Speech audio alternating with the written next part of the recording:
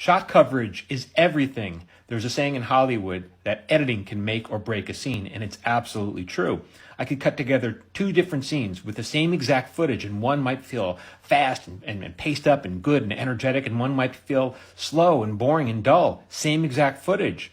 And so you can't change anything unless you have the right shot coverage. Let's say you have an actor and they're taking kind of long pauses and it's just too dramatic and slow.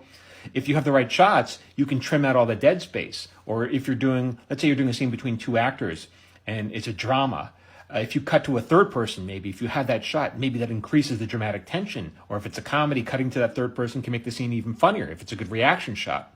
But you can't do that if you don't have the right coverage.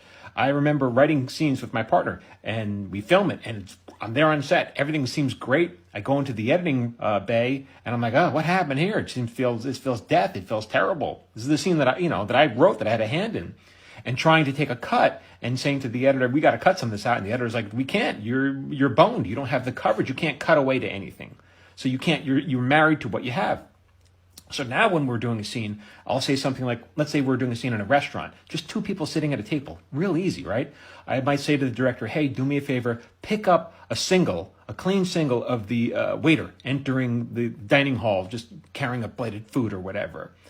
Just so that later in editing, if I want to pace up the scene, I can take a cut. I can use that as a cutting element. So the two people are talking, then I cut to the waiter just carrying food, and then now I can take a deep cut. I can cut like 4 or 5 lines of dialogue, and you, the viewer, would never know anything because now I cut back to my two people talking. You would never know. I have the cutting element.